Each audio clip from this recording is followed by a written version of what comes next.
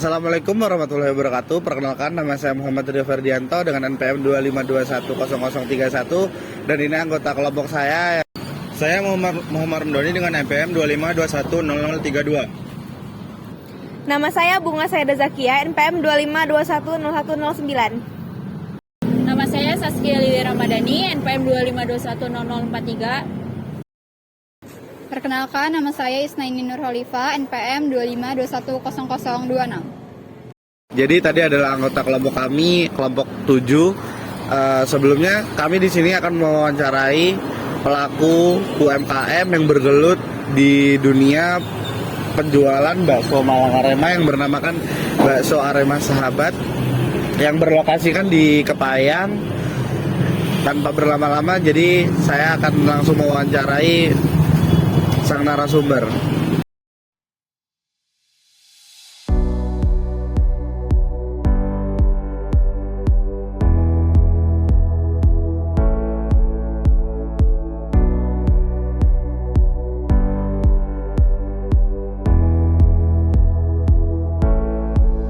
Baik, saya di sini sudah bersama dengan Bapak siapa Pak? Maaf. Ali Imron. Ali Imron. Jadi saya di sini ingin bertanya Pak tentang sejarah kayak riwayat Bapak sebelum terjun ke jualan ini, tentang itu Pak. Ya sebenarnya riwayatnya memang agak panjang sih. Boleh diceritakan Pak? Sebelum saya jualan mandiri, itu saya ikut orang cukup lama Mas. Dari tahun 2001 Iya. sampai tahun 2022. Lama kan ya. Tapi ya alhamdulillah lah. Ya namanya apa saja kalau kita tekuni ya ada manfaatnya. Yang kedua, saya ini kan menunggu sebuah kantor organisasi. Baik. Gitu loh. Tapi apa ya, kompensasinya itu kecil. Nah, saya ini usul bagaimana kalau saya ini mau buat sesuatu yang bisa menghasilkan tambahan lebih Ya. penghasilan lebih. Akhirnya disetujui saya sama pimpinan. Saya juga orang organisasi. Baik. Karena harus di kantor karena yang lain belum mau. Ya. Akhirnya disetujui dan diberikan modal. Satu, saya sudah bawa pengalaman selama ikut orang cukup lama. Yang kedua, tetap saya ini ya searching di internet juga ujung-ujungnya. Karena saya juga pengen punya ciri khas tersendiri, dari mulai kuahnya, dari mulai inovasi. Saya ini seneng searching, bahkan grup saya ini kebanyakan penjual bakso Solo dan Jawa Timur. Dari mulai saya ini belajar bukan hanya kuah bakso Malang saja. Sebenarnya saya ini banyak, ya bukan bakso Malang. Ada es dungdung yang saya variasi, tapi bukan di sini tempatnya. Ada anak saya. Ya. Terus ada es dawet Ayu Sri Wedari, juga gurunya dari Jawa Tengah. Iya, betul. Banyak. Terus tapi saya pegang ini. Bakso ini. Nah, itu sejarahnya sampai hari ini, dan ini saya mandiri ini sudah berjalan sekitar ya dari tahun 2002 sampai ke sini. Sudah cukup lama ya Pak ya, di dunia ini. Cukup lama ya. Mungkin dulu saya sebelum dagang ini ngelihat orang kok dorong gerobak pakai jan wis orang mantep. Tapi setelah kita ada di dalamnya itu mantep. Yang kedua, ketika saya ini mungkin ya namanya manusia kan ada jiwa lelah, jiwa semangat, jiwa agak santai-santai itu pasti ada, namanya manusia. Memang manusia itu bekalnya seperti itu sama Tuhan. Delalah saya ini punya yaitu tadi organisasi yang ada seminar tentang kewirausahaan Mas. Ikut gelis, berangkat. Saya kalau nggak salah itu ya udah sering, artinya lebih 10 kali. Termasuk salah satunya sama beliau Pak Dr. Kadapi ini. Betul. Di Bukit Randu pada waktu itu. Jadi ketika habis seminar itu ya semangat meneh. 45 bener ini. Iya Pak. Luar biasa. Dan sampai sekarang, dan ya bisa menyekolahkan dan bisa menkuliahkan anak saya bahkan, dan bisa bikin rumah. Karena kalau nyangkul kakinya kecangkul nanti kan gitu. Benar. Karena dari kecil saya memang suka di kota. Karena paman-paman di wilayah sini. Jadi dulu saya sekolahnya juga aliyahnya di sini di Manfatul sekarang. Sampai sekarang ya, lebih nyaman di sini kayaknya. Padahal rumahnya, KTP-nya semuanya di Lampung Timur. Ya. Baik, makasih Pak tentang sejarah. Nanti ada beberapa pertanyaan lagi Pak yang akan disampaikan oleh teman saya. Jadi nanti akan digantikan. Sekali lagi terima kasih Pak. Ya, sama-sama Mas. Perkenalkan Bapak, dengan saya Isnaimin Khalifah. Di sini saya mau nanya Bapak, strategi apa sih Bapak yang digunakan sama Bapak biar dagangan Bapak ini dikenal sama banyak orang dan banyak yang membeli dagangan Bapak? Kalau strateginya sih umum ya yang digunakan oleh orang-orang, karena yang pasti kita punya ciri khas masing-masing dalam berdagang, apalagi kan sifatnya ini kan rasa ya. Jadi ya rasanya itu dijaga pasti.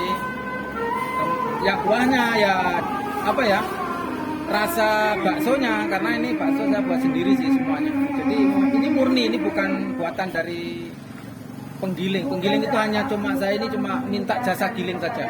Dari mulai tepungnya, ukuran tepung, ukuran garam, semuanya itu dari saya. Dan alhamdulillah di lingkungan sini kan kebanyakan pelajar dan mahasiswa.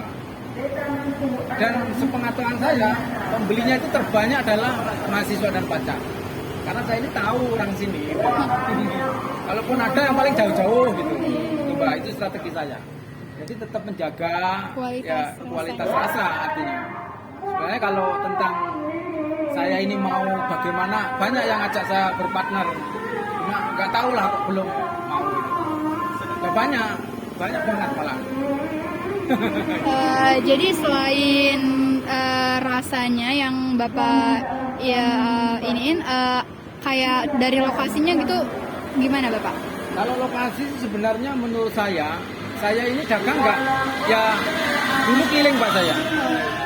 Keliling, yang kedua yang selanjutnya setelah saya ini mandiri, saya ini mencoba untuk membuat apa ya, tempat titik perhatian orang-orang yang memang suka dengan produk saya. Terutama di sini kan kos-kosan banyak ini di jalur ini. Jalur banyak. Dan yang kedua, strategi saya bahwa saya ini untuk sistem pembayaran cash dan tunai dan non tunai. Jadi bisa kris gitu ya Pak? Bisa menggunakan QR atau transfer dan lain-lain. Dan itu termasuk disukai oleh banyak kalangan mahasiswa. Iya, apalagi yang sekarang Gen Z ini ya Pak, kan ini kan eranya yang sudah luar biasa. Iya. Jadi itu nggak bisa, dan bahkan nggak jadi beli gara-gara nggak ada itu. Itu saya sering lihat itu kawan-kawan saya. Saya kasih tahu juga sih sebenarnya bahwa gunakanlah sistem pembayaran QR, mungkin pakai BRI dan lain-lain atau Shopee bisa, semuanya bisa. Tapi ada yang masih takut. Yang kedua, sudah terdaftar di halal Indonesia. Enggak, bukan. Kalau dulu Kementerian Halal, kalau sekarang udah Kementerian Mandiri dengan halal, BPJPH. Jadi itu aja ya Pak ya? Atau ada lagi gitu Bapak? Memantapkan pembeli itu kan produk halal itu ya. Kalau untuk keluar mungkin masih swalayan kecil itu belum, tapi masih ada target-targetnya. Kita mau lagi desain bakso yang bisa disimpan. Oh, jadi frozen gitu ya Pak? Jadi bisa dikirim keluar kota? Ada bumbunya. Oh, itu masih dalam proses terus ini. Jadi masih cari terobosan, nanti siapa dengan bagaimana kan. Tapi semuanya sudah disiapkan. Terus berjalan pelan-pelan. Perkembangan alhamdulillah lah. Tapi untuk pendapatan bukan sesi ini ya. Bukan. Ya udah, mungkin begitu aja ya Pak. Pertanyaan selanjutnya akan ditanyakan oleh teman-teman saya. Terima kasih Bapak.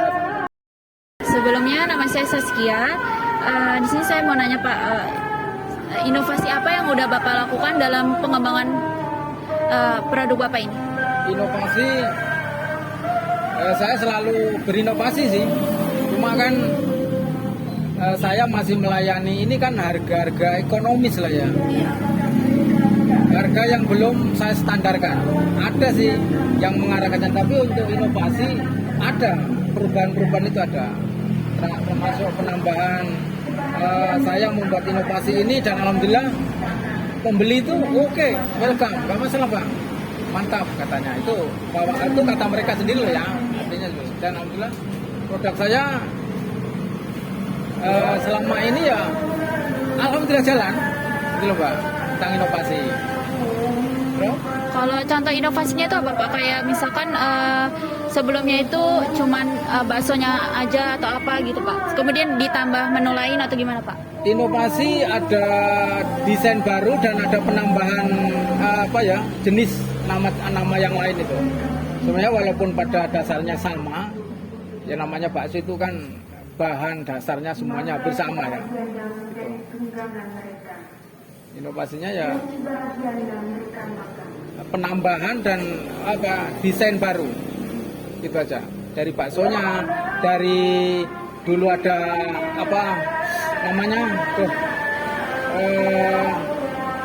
cuanki, gitu. Terus ada yang risol panjang itu, sebenarnya bahannya sama. Itu aja untuk inovasinya sementara, karena ini kan masih melayani ekonomis. Baik, jadi inovasinya dari itunya aja, apa sih namanya, penambahan menunya aja ya Pak? Ya, itu aja. Baik, terima kasih Pak. Bakal dilanjutin dengan pertanyaan dari teman-teman saya. Selamat sore Bapak, nama saya Bunga Saida Zakia. Jadi di sini saya akan menanyakan tentang keuangan budget atau produksi. Jadi berapa sih kira-kira modal awal yang dibutuhin saat Bapak ini mulai usaha?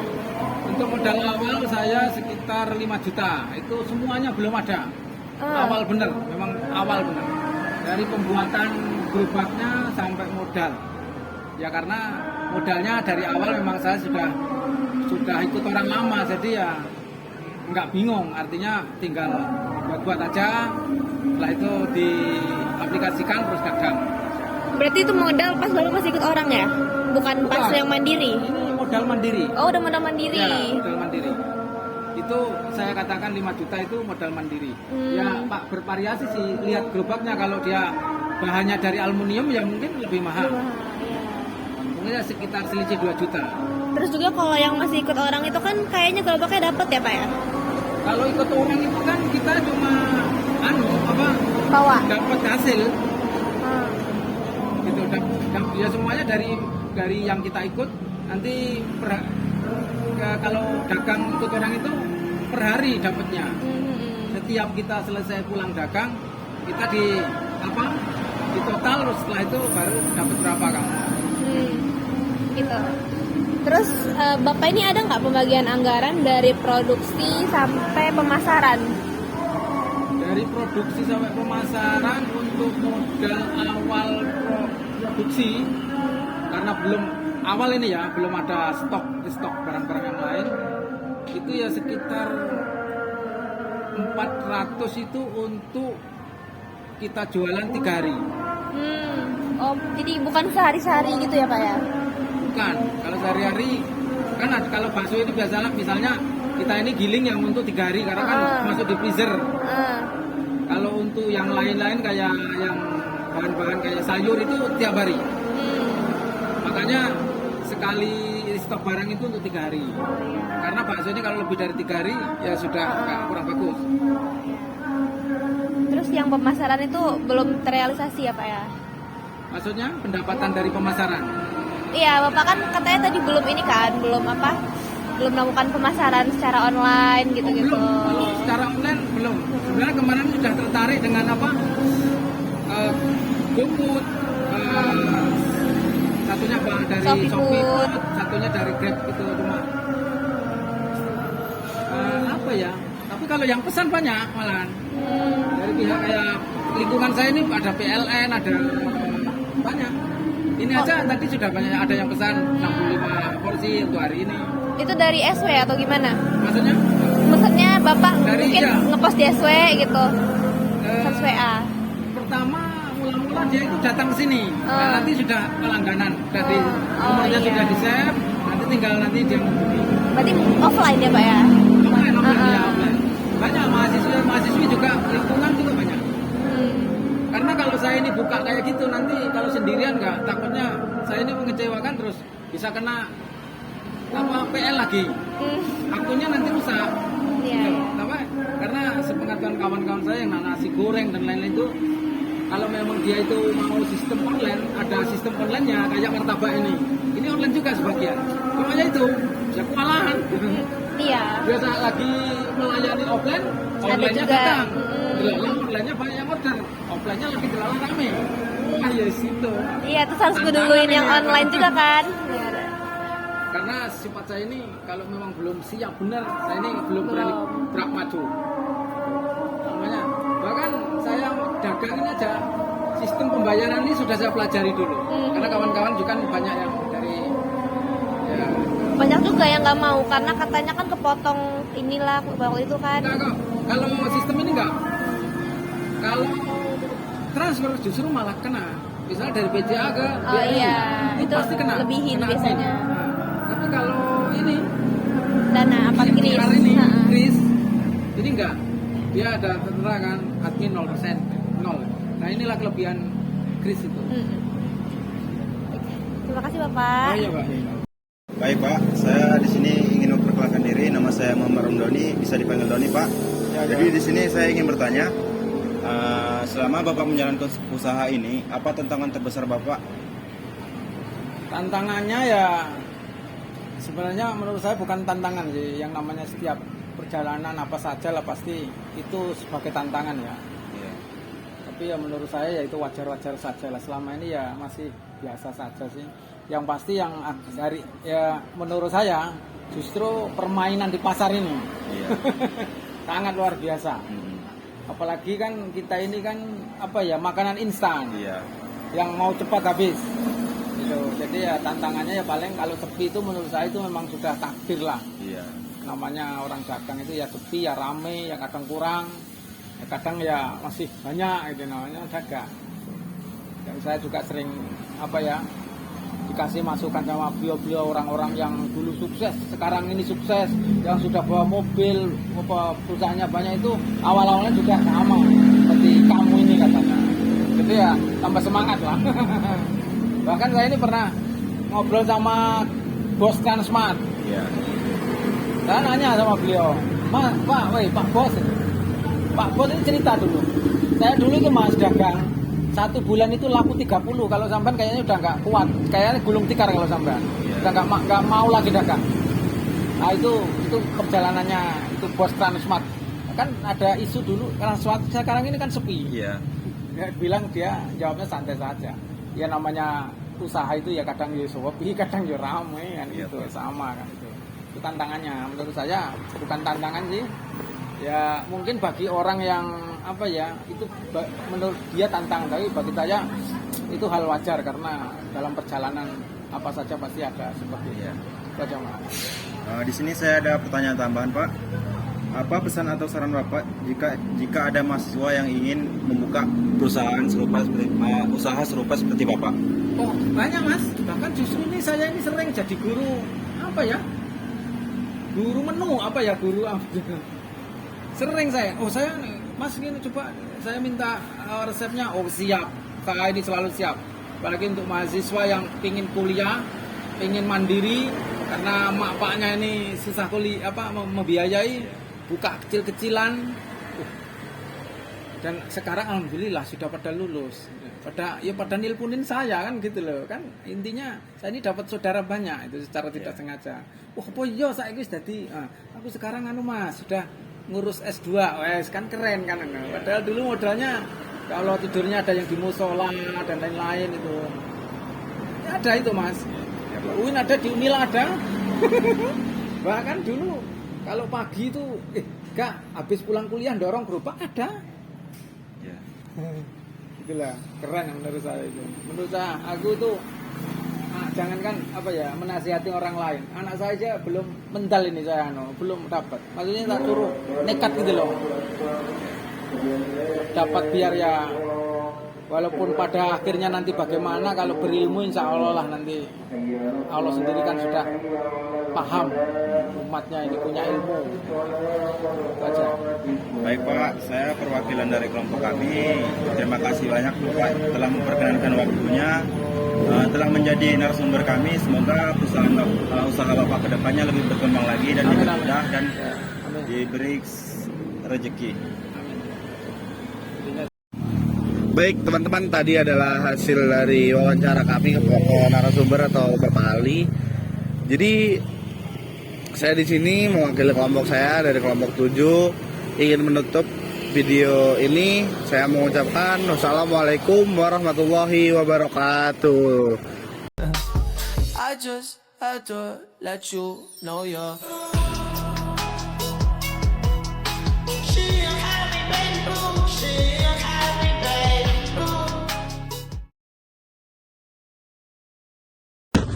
Assalamualaikum warahmatullahi wabarakatuh. Perkenalkan, nama saya Muhammad Ferdianto dengan NPM 25210031. Jadi pada kesempatan ini saya akan menjelaskan sejarah berdirinya UMKM Bakso Malang yang lebih dari 20 tahun. Perjalanan usaha ini tidak dimulai dengan langsung memiliki usaha sendiri, melainkan dimulai dari pengalaman bekerja dengan orang lain lebih dahulu menjalankan usaha bakso. Pada saat itu, pemilik usaha bekerja sebagai karyawan, sekaligus belajar mengenai berbagai hal yang berkaitan dengan usaha kuliner, seperti cara membuat bakso yang mudah, terus membuat bakso berkualitas, meracik kuah agar memiliki cita rasa yang khas, melayani pelanggan dengan baik, dan memahami cara mengelola usaha secara sederhana. Selama bekerja, pemilik tidak hanya memperoleh penghasilan, tetapi juga memperoleh pengalaman, pengetahuan yang membangun bakal untuk membangun usaha sendiri di masa depan. Setelah beberapa tahun bekerja dan berhasil mengumpulkan modal dari tabungan, beliau mulai memberanikan diri untuk membuka usaha sendiri dengan menggunakan gerobak sederhana. Pada awal merintis usaha, berbagai kendala harus dihadapi, mulai dari keterbatasan modal, jumlah pelanggan yang masih sedikit, hingga pendapatan yang belum menentu. Namun dengan tekad kuat dan semangat untuk terus berkembang, usaha tersebut terus dijalankan secara konsisten. Pemilik usaha selalu menjaga kualitas rasa dan berusaha memberikan pelayanan kepada pelanggan. Sedikit demi sedikit, masyarakat mulai mengenal usaha tersebut dan jumlah pelanggan pun mulai semakin bertambah. Kepercayaan pelanggan menjadi terus meningkat, menjadi salah satu faktor yang mampu membuat usaha ini bertahan hingga lebih dari 20 tahun. Hal ini membuktikan bahwa pengalaman, kerja keras, dan ketekunan merupakan modal penting dalam membangun suatu usaha berkelanjutan. Assalamualaikum warahmatullahi wabarakatuh. Perkenalkan, nama saya Isnaini Nurhalifa, NPM 25210026. Di sini saya akan menjelaskan materi kedua, yaitu strategi yang dilakukan dalam menjalankan usaha bakso cuanki gerobak. Jadi pada penjelasan bapaknya yang memiliki usaha, strategi yang paling utama digunakan itu adalah selalu menjaga rasa bakso agar tetap sama dari dulu sampai sekarang. Jadi menurut pemilik usaha, pelanggan itu biasanya bakal kembali lagi membeli kalau rasa makanannya yang mereka suka itu nggak berubah. Karena itu bahan baku yang digunakan selalu diperhatikan kualitasnya dan cara pengolahannya juga tetap dipertahankan. Walaupun harga bahan baku itu sering kali naik, kualitas rasanya tetap dijaga agar pelanggan tidak kecewa. Selain menjaga kualitas makanan, pemilik usaha juga itu menerapkan harga yang sesuai dengan di sekitarnya. Jadi harga yang dibuat itu nggak terlalu mahal agar semua kalangan tuh bisa menikmati bakso cuanki yang dijual. Mulai dari anak sekolah, terus mahasiswa, pekerja sampai keluarga. Pemilik usaha juga itu lebih memilih mendapatkan pelanggan tetap yang terus datang daripada menaikkan harga terlalu tinggi tetapi membuat pembeli berkurang. Strategi lainnya yang itu memberikan pelayanan yang baik kepada pelanggan. Kayak misalnya pemilik usaha itu berusaha bersikap ramah, sopan, dan melayani pembeli dengan cepat. Nah, hal ini tuh kayak misalnya menyapa pelanggan, terus mengingat pelanggan yang sering datang, dan menerima kritik maupun saran dari pelanggan menjadi salah satu cara untuk menjaga hubungan baik dengan pembeli. Nah, dengan begitu pelanggan tuh ngerasa nyaman dan akhirnya menjadi pelanggan tetap. Nah, pemilik usaha juga tuh selalu menjaga kebersihan gerobak dan peralatan yang digunakan. Nah, kebersihannya itu menjadi hal yang paling penting karena dapat membuat pelanggan lebih percaya terhadap makanan yang dijual. Walaupun hanya berjualan menggunakan gerobak, kebersihan tempat dan kualitas makanan tuh menjadi perhatian utama Bapak pemilik usaha. Selain itu juga pemilik usaha memilih lokasi berjualan yang cukup strategis dan ramai dilalui masyarakat. Lokasi yang mudah dijangkau membuat pelanggan lebih mudah untuk membeli. Jam operasional juga disesuaikan dengan waktu ketika masyarakat banyak mencari makanan, sehingga peluang mendapatkan pembeli menjadi lebih besar. Terima kasih, mungkin itu saja yang dapat saya sampaikan pada materi ini. Saya akhiri. Wassalamualaikum warahmatullahi wabarakatuh. Izin memperkenalkan diri, nama saya Saskia Lydia Ramadhani, NPM 25210043. Pada bagian ini saya akan menjelaskan mengenai berbagai inovasi dari bakso cuanki. Walaupun termasuk usaha yang sudah lama, pemilik usaha tetap menyadari bahwa perkembangan zaman itu terus dilakukan. Nah, oleh karena itu berbagai inovasi dilakukan agar usaha tetap mampu bersaing dengan usaha kuliner lainnya. Misalnya dengan penambahan menu lain, contohnya tuh kayak risol panjang, pangsit, kemudian tahu, terus bakso goreng bakwan. Nah, yang kedua itu inovasinya ada desain baru, kayak perubahan bentuk dari toppingnya. Kemudian juga sistem pemesanannya juga bisa melalui WA-nya.